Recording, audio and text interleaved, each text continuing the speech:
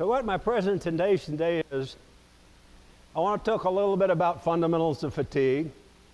And I'm going to describe fatigue as a process where you modification of material strength and fracture characteristics by the cyclic application of load or stress, often leading to fracture without component shape change. So we'll give a brief background on fatigue, and then I'm going to take some selected examples to illustrate the kind of various principles that I think are important. First one is, let's look at what happens to your cyclically loaded material in terms of its strength. And this leads to us what's called the cyclic stress-strain curve. On the left-hand side, you'll see a series of hysteresis loops of an annealed copper alloy that was cyclically loaded between strain limits. The red line shows you the initial loading of the first cycle, or correspondingly what would be the monotonic type deformation behavior. But on the left-hand side, you see with each subsequent cycle, strength increases up until the point you get a saturation loop and it quits. The properties become characteristic of that particular imposed strain. If you do this type of test on the left at a series of different imposed stress or strain amplitudes, you'll get a series of hysteresis loops. And if you plot those that's what on the right are.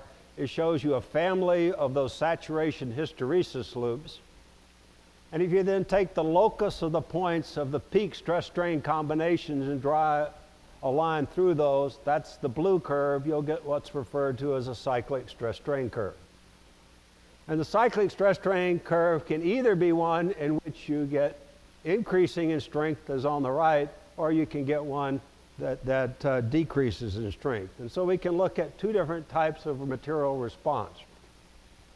Either something referred to as cyclic hardening. I've chosen one example here for a 2024 T6 on the left, where the monotonic curve shows that with cyclic loading, the strength increases. And on the right-hand side, there's a SAE 4340 steel, which shows the monotonic material had a very high strength, cyclic loading, the strength decreases.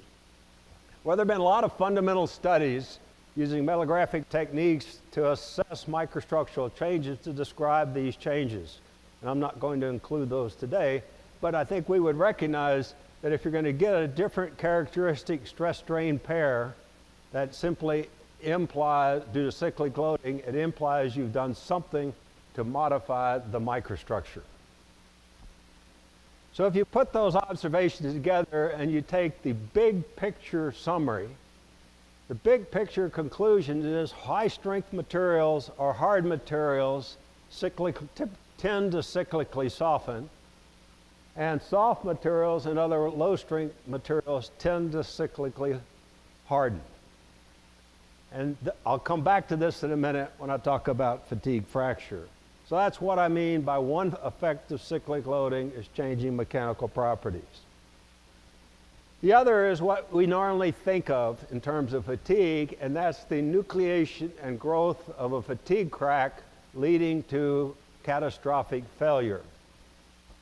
And so on the schematic and on the left-hand side, I show a loading condition where you'd have a sample that would simply be axially loaded and reverse loading.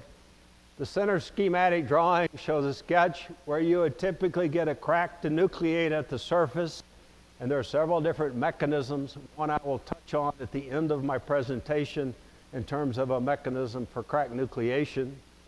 The crack will grow once nucleated in a stable growth zone, again perpendicular to the maximum tensile stress, until, depending on the geometry, it leads to the point where it can no longer sustain the applied load and you get overload. So the life of the fatigue is shown you in the equation there. That's the total fatigue life is simply the combination of the number of cycles to nucleate a crack, the number of cycles to grow the crack, plus 1, the number of cycles to overload the crack. That's an easy one to count. And I show you a bolt on the right just as an example. So this is what I mean by fracture in terms of fatigue. Now in terms of stable crack growth, the other important feature about fatigue is I mentioned that you can get fracture crack growth without macroscopic shape change. And that's an extremely important feature. So I'm showing here is a standard compact tension specimen where you see the fatigue crack having grown through there, and it's shown by the large stable crack growth zone. No macroscopic shape change, which means then you need to be able to inspect for and find cracks prior to them going unstable. You might not see it if you just simply look at the shape of the part.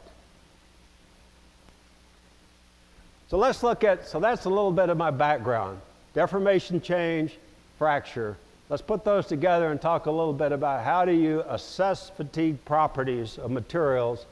I'll use these then to lead into some comments about examples of how you implement this in new materials. So let's look at two things, fatigue life tests and fatigue crack growth tests.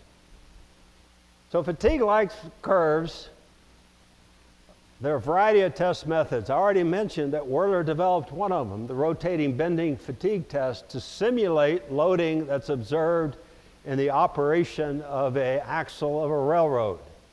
Here's some out of our laboratory, a variety of different geometries that we've come up with for various different test applications. And I'll be showing you some results from two of these. I'll show you some results from the top one, which is called the deep roll sample, and I'll show you some results from the lower right-hand group called the carburized modified Brugger specimen.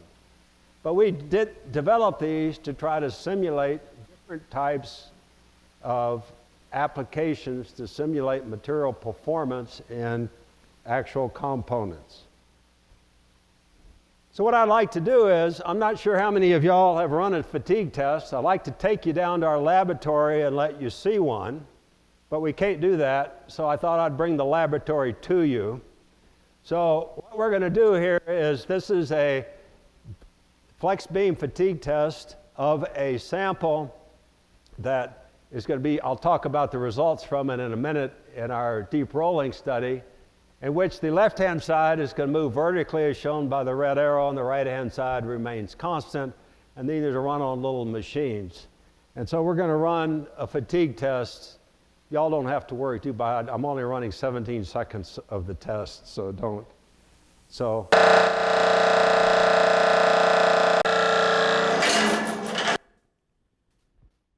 Now, the reason I ran that, in case any of y'all hadn't run a fatigue test, because you ought to, is one of the things that should impress you is it was fully transmitting the required load prior to final fracture, and at final fracture, failure was catastrophic. If nothing else, take that out of that image. And so that was a failure in 2750 cycles. If we then did a fractography on that sample, here's that sample in terms of fracture surface, tested in reverse bending.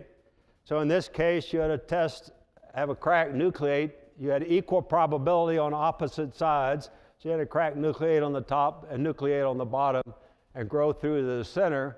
And you see what in the center, what is 20% of the cross section was actually carrying the load at the last part of the final fracture. And so it's these simple things that you need to think about with respect to failure in these materials. So if we took that one sample and plotted the imposed stress calculated from that imposed displacement versus number of cycles, we'd have got that red point on this curve. And if we did several of those tests at ever decreasing stress, we would have generated a standard SN curve or a fatigue life curve defined by the endurance limit. I'll be coming back and we'll talk about how to modify that curve in a minute. So that's one type of test. The other type of test that really gets a lot of interest is fatigue crack growth tests. And certainly you'll see a lot of literature data. And these are fracture mechanics based samples where you'll have a standard sample with a flaw. You'll measure a change in crack length with each cycle, dA. dN is the number of cycles. And then you'll correlate that change in crack length per cycle with some change in an imposed parameter, like a change in load, or change in stress, or change in stress intensity factor. And then you can take these data and plot them. Here's the example on the left of a typical compact tension specimen and the type of data that you get on the right. of log d/ADN versus delta K. And you'll see these types of data extensively published in the literature to show properties of fatigue crack growth. Now, the interesting thing about this is, let's take one class of materials, quenched and tempered materials.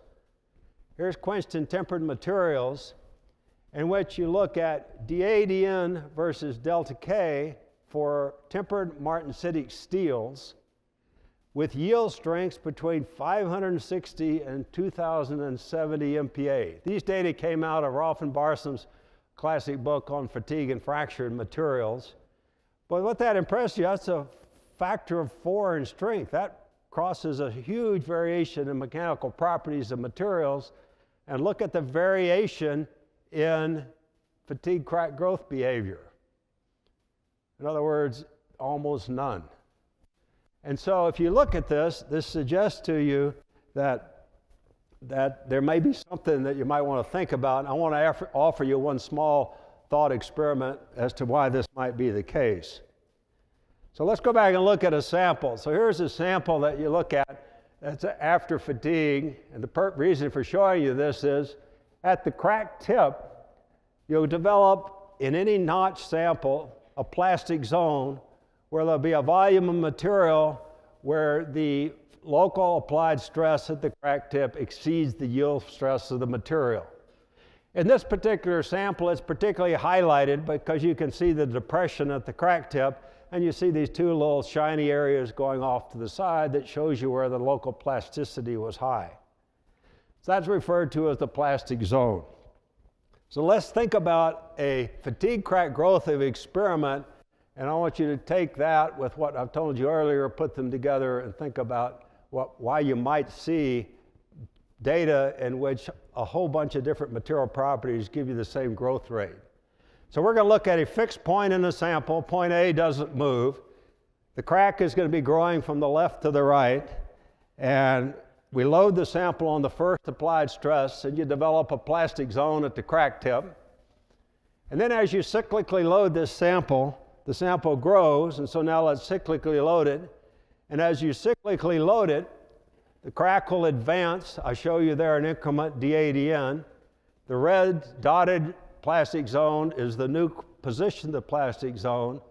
And with each incremental cycle, the plastic zone advances until, if you look at simply taking from those steel data typical growth rates and compare the right-hand upper yellow box, the size of the plastic zone to the growth rate per cycle, what you find is the material ahead of the crack has seen something like 10 to 2,000 high plastic strain cycles prior to the fatigue crack ever getting there. So the question is, what controls the fatigue crack growth rate? And it's going to be something like the plastic response of the material due to cyclically loading. And so that's why I say growth control by cyclic stress strain, hard material cyclic soften, soft materials cyclically harden, and really the microstructure that should be in any of the models that describe crack growth is not what you created in the macroscopic sample, it's what happened in that plastic zone at the crack tip. I don't know any other way you can explain the fact that such a wide variety of properties or materials exhibit the same properties. So the conclusion I came to is there are limited opportunities to control fatigue crack growth rates for very metallurgical modifications. Certainly the crack growth rate depends on environment, depends on temperature, depends on a lot of other test variables, but just limited metallurgy. To increase the life, you really must affect crack nucleation, or you can affect crack growth by design or something else.